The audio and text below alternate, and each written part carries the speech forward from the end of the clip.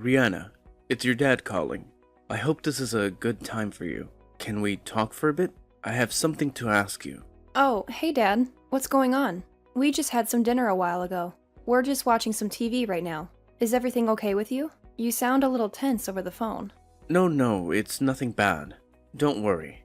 I just wanted to ask you something about your plans. Are you and David staying in tomorrow? It's Friday, and I was hoping you might be around at home. Yeah, we are. David came back today for a meeting on Monday. He's been working on the East Coast for that project, you know. He said he needed a break from all the stress and pressure. He's flying back on Tuesday morning. I see. Well, I was wondering if I could drop by tomorrow and see you guys. I know you want to spend some quality time with him, but I really miss him too. Just for an hour or so, maybe. I won't stay long. Are you coming alone? I mean, do I need to make lunch for you? Or do you have other plans? Yeah, just me. And thanks, that's very kind of you. Well, listen, don't tell your mom, okay? She doesn't know David is back. He can't stand it when she gets all clingy and fusses over him. He made me promise not to tell her. Yeah, I know what you mean. He made me promise the same thing. He doesn't want her to worry or interfere. Yeah, well, I had to lie to her. I told her I had an old friend in town and I was going to have lunch with him. I feel awful lying to her, but I don't have a choice. Actually, I do have a friend, so it's not a complete lie. You get me? Oh, okay. That's good. I'll talk to David later and make sure we're on the same page, just in case. You never know when she might call or show up. Yeah, good idea. Better safe than sorry, right? Okay, so I'll meet my friend in the morning and then I'll head over to your place. How about 1 p.m.? Is that good for you guys? Yeah, sure. That works for us. I'll have lunch ready for you. You must be looking forward to seeing your son. It's been a while, hasn't it? Yeah, I really am. Okay, Rihanna. See you tomorrow. Take care.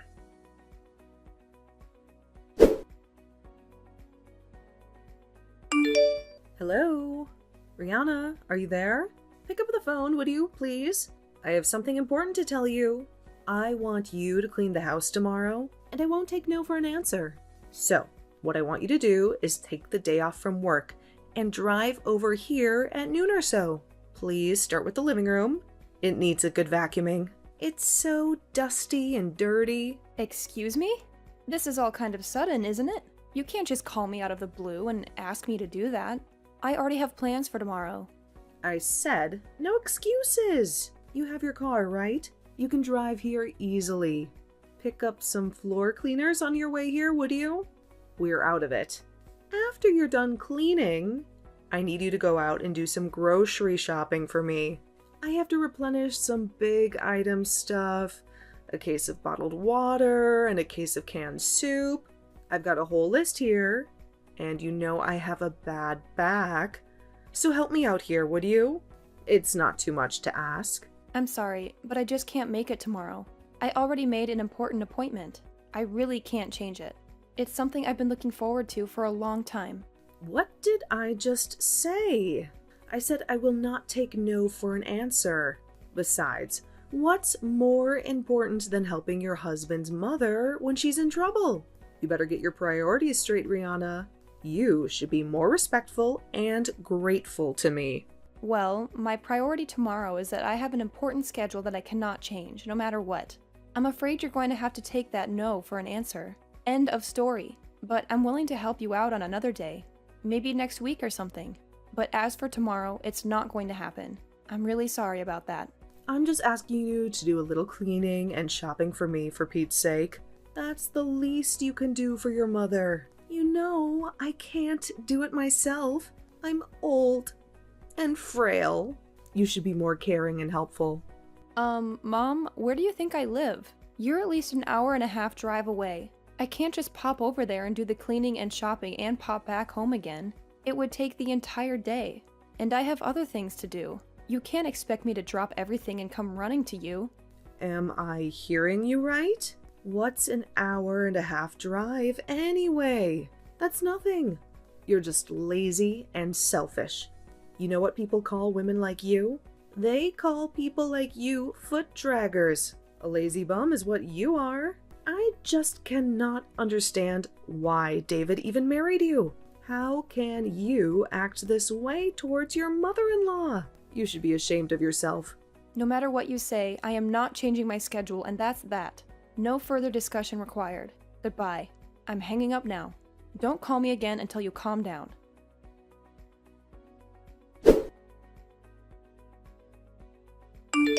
Good morning to you, my darling. How are you doing today? I'm fine, Dad. Thanks for asking. How about you? Yeah, not too bad. Just finished meeting with my friend. We had a nice chat. I'm on my way there now. I should get there in about 20 minutes if the traffic is not too bad. No change of plans, I hope. You're still expecting me, right? No changes, Dad. Don't worry. We're looking forward to seeing you. Just be careful driving over here. The traffic seems a bit heavy today. There might be some delays. No need to pick up anything on the way. We're all set for lunch. I've prepared something special for you.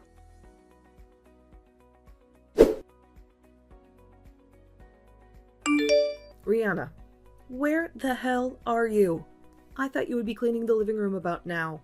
I always knew you were lazy, but I didn't realize you were this much of a good-for-nothing slacker. I waited all morning for you. I never thought you would defy me so blatantly. There are consequences for your insubordinate attitude. You do realize that. I hope the living room still needs vacuuming. And you still have to pick up all those items at the grocery store. The store is not going to be open all night. I want this done today. This is the job of the daughter-in-law. You must get over here right this minute and get to work. I want you here in 30 minutes. No ifs, ands, or buts about it. You hear me, Rihanna? There will be consequences if you disobey me. As punishment for defying me and not showing up as I asked, you are going to have to prepare dinner tonight too. And I'm not talking about slapping a ham and cheese sandwich together. A proper dinner. You got that? Mom, are you finished? You were going on, and I couldn't get a text in edgewise. I thought I told you I wasn't going over there. I have another important appointment that I cannot cancel. I thought you understood. And I thought I told you to give your mother-in-law priority above all others, didn't I? I said my answer was no, and I wanted no further discussion about it. What is so hard to understand about that? You really are one cheeky woman, Rihanna. And to think that my dear son, my precious David, married you. What on earth was he thinking? You were just a deadbeat wife. You know what, Rihanna? I want you to divorce my son and disappear from our family forever. That's what I want from you. Mom, I would refrain from such name-calling if I were you. It's not as if we're simply talking face-to-face. All this is recorded and saved. Name-calling, huh?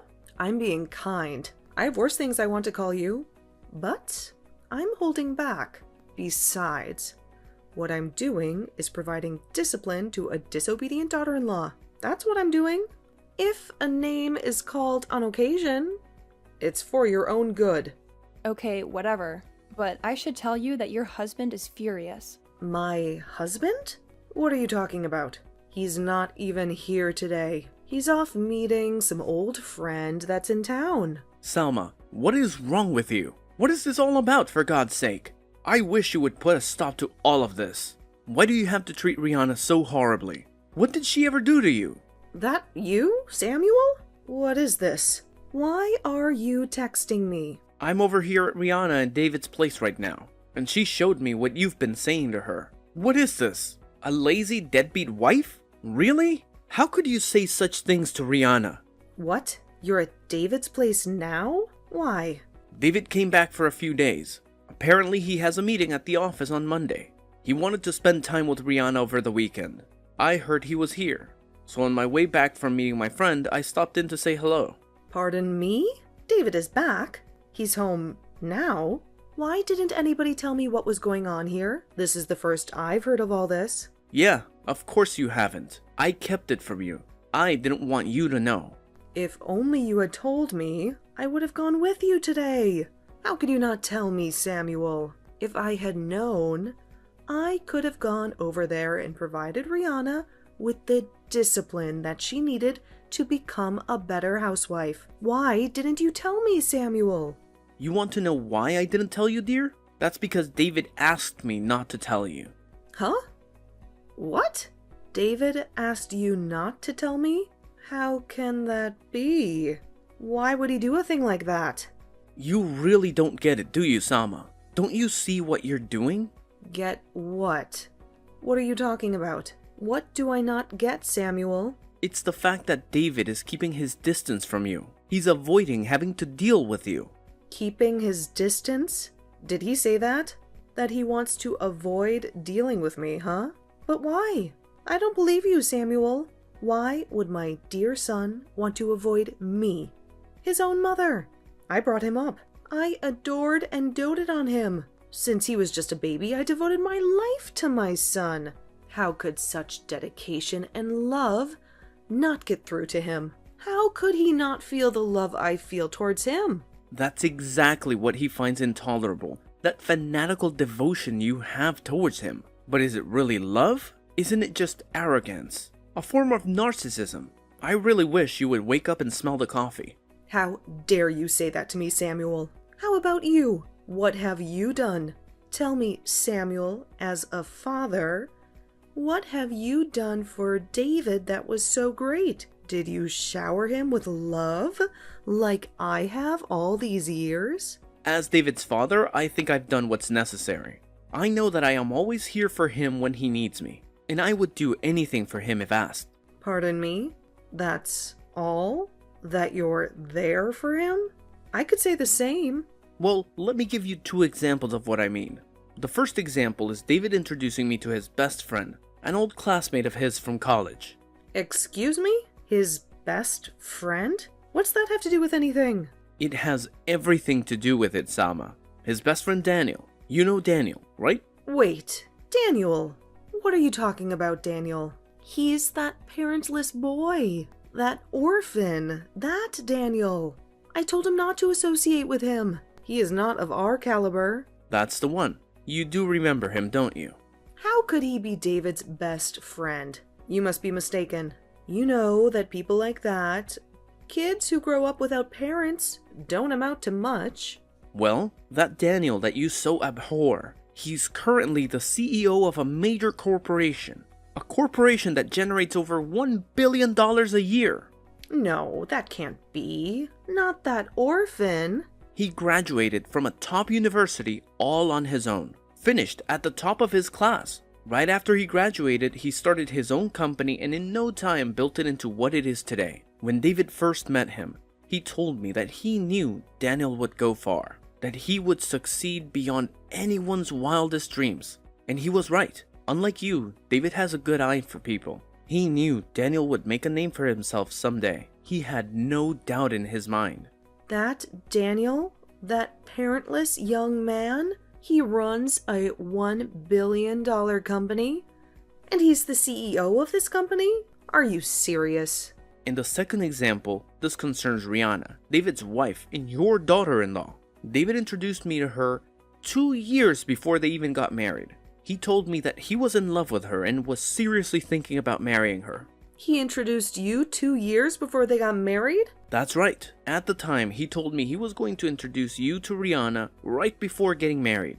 As I recall, it was like 2 or 3 months before, wasn't it? He was sure you'd kick up a fuss and would totally reject the marriage outright. Is that why you rejected the nice woman that I was going to introduce to him back then? It was because he was already going out with Rihanna? He was already planning to marry her? Is that what you're saying? That's exactly what I'm saying. And who was this woman you were going to introduce him to anyways? You know her too. It's Sandy from when he was in high school. You remember her. Wait a second. Salma, that's Sandy? Are you out of your mind? Why are you so shocked? I worked with her at the mall. She's so nice, very energetic and friendly. She would have been perfect for David. Did you know that their father is a company president? Sandy is much more suited for David than Rihanna. Wasn't her father just some company clerk or something? I never really asked her. You're forgetting one thing, Salma. I heard that this Sandy has 3 kids and she's not even married, for God's sakes. On top of that, they aren't even sure who the father is. And you wanted David to marry this girl? But, pardon me, where did you hear that? Not only does she have 3 kids, she's been divorced twice. I heard that her parents are so fed up that they're not even talking anymore. Is that true? You're not making that up, are you? I had no idea. Everybody knows everybody around the area. Where have you been? I'm surprised one of your lady friends wasn't gossiping about it. Your discriminatory views are apparent, Sama. You only look at things superficially. How could you say that? Are you saying that I'm prejudiced? That was not my intention. I'm so glad that David has an eye for people. He knows good people when he sees them. If we had left it up to you to decide who David should marry, I'm sure he would have suffered the consequences. I'm glad he defied you and made his own decisions. His life would have been very different. I thought only of his happiness, and I supposed it was the best for him. That's all. We really got off track, haven't we? I suspected that you probably had ill will towards Rihanna and probably called her a name or two, but this? Are you serious, Sama? How could you call her such despicable names? Like I was saying, this was merely part of disciplining her. She'll never be a good housewife if she's not taught proper manners. A lazy deadbeat wife is going a little too far, isn't it? You come off as a hateful bully is all. David is standing right here next to me. He's in total agreement. You've gone too far, Salma. No, this can't be. David wouldn't feel that way toward me. I'm going to head home pretty soon. You will be home, I hope. We need to sit down and talk, Sama. We need to discuss our future. Discuss our future? What are you talking about? 10 years ago, I was forced to accept defeat because of your reaction, your total hysteria. But this time I've had it. There are just too many complications involved this time. I cannot ignore it any longer. Unlike 10 years ago, my mind is set. There is no one who is going to change my mind. You can become enraged all you want. My decision is final. Huh? What do you mean, final? Are you serious, Samuel?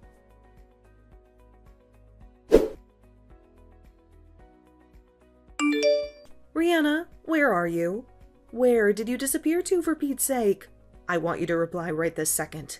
This is an emergency. Where have you gone? Why are you not answering me? Hello, Mother. What can I do for you? You seem kind of upset. Is something wrong? Did something happen? There's nobody here. Where have you disappeared to? I came to your house, and there's no sign of you or David. Where are you hiding? Oh, I see what this is about. So you did go to our house. Samuel was right after all. He advised us to move out as soon as possible. I was a little reluctant at first, but he was right after all. I'm glad I took his advice. We're much happier now. My husband's advice? What are you talking about? What do you mean you moved out? Where did you go? No, Salma. He's no longer your husband. He divorced you, remember? He couldn't stand your meddling and your obsession with David. He told you to leave us alone, but you didn't listen. Shut your mouth, you young lady. This is all his fault and Samuel's fault. He just could not comprehend the love and consideration that I devoted to David. Unlike my husband, I was always thinking of my precious son. But David will come around one day. I know it. He'll look back and understand all that I did for him. He'll appreciate me more than you. I see you have not come to grips with what you did, have you? After that harsh condemnation that Samuel gave you, and you still don't understand. What more do we have to do to make you see? You drove David away with your constant interference and your unreasonable demands. You made him miserable and unhappy. What do you mean? You've no right to lecture me. You've only been with David for 3 or 4 years. I brought him into this world and raised him to be the man that he is. You will never understand the bond. The almost 30 years that I spent with him. It's a never-ending eternal bond. You can never break it. It was David, your devoted son, that suggested that we move and relocate. More accurately, he made the decision to take me to his current place of employment. He put in a transfer to the position back east. He wants to make it permanent, and the company agreed. He said he wanted to start a new life with me, away from you. You're moving there? To his current office? Seriously? What about your own job? Did you quit? How can you just leave everything behind? No, of course not. I was permitted to work remotely, so I can work from anywhere now. Very convenient, actually. I don't have to leave anything behind. I can keep my job and be with David at the same time. I see. Well, then I will pack some things and be over there by the end of the week. I'll find out where you are and I'll come to see you. I'm sure David will be happy to see me. I don't think so, Salma. The address over here is not the one you were told was a company dorm. We found a more permanent place. A place that you don't know about. What? You found a new place already? Where is this new place? How can you keep this from me? I'm your mother, so I have a right to know. I'm sorry, but I'm not permitted to divulge that information. After all, we moved in order to get away from you. So why would we tell you? You're the reason we left. We don't want to see you. You're lying to pull David and me apart. You want to ruin our relationship and take him away from me, right? All I'm doing is obeying David's requests. As his wife, I have to obey his every command, right? Isn't that what you always told me? That I should do whatever he says and make him happy? Well, that's what I'm doing. He says he doesn't want to see you and he wants to cut you off. I can't believe that David would never do that. You're lying to me. David will tell me. I'm sure of it. He loves me, so he'll call me and tell me where it is. Okay, whatever. Think how you like. I really don't care if you believe me or not, to be honest. But if you continue to disregard David's feelings, if you continue to deny reality, I'm afraid you'll never see your son again. He's done with you. He's moved on, and so have I. Pardon me? Not see my David ever again? How dare you say that to me? There is nothing further for me to say to you. So maybe we can cut it short. What do you say? Goodbye. I'm hanging up now. Don't call me again until you change your attitude. Wait, don't cut me off. What do you mean? I won't ever see my son again? Don't you dare cut me off. You'll regret this, Rihanna. You'll pay for this.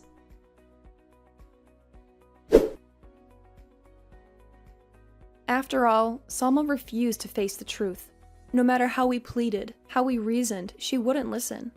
David was done with her. Her obsessive love for him had pushed him away. But she was blind to it. She loved him too much to let him go. David tried everything to make her see his point of view. He talked to her, he wrote to her, and he even begged her, but nothing worked. He came to us, his father and me, for help. He still loved her. She was his mother after all. He wanted to fix things, to keep the family together, but it was too late. His parents divorced. He breathed a sigh of relief, telling me one night over dinner, "It's over." He looked calm, serene. His father was the same. He apologized for the delay, for the pain he caused us. He wished he had left her sooner. Maybe then things would have been different. Maybe then I wouldn't have suffered so much. And what about Salma? Well, I heard a rumor, and don't take it too seriously. But it seems she found a new toy, a young man who resembles David. She spent all her money on him, the money she got from the divorce.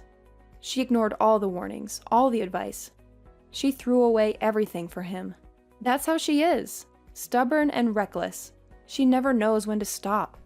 Maybe that's why she lost it all. And do I feel sorry for her? But for me, no, I don't. And I doubt she would want my help anyway.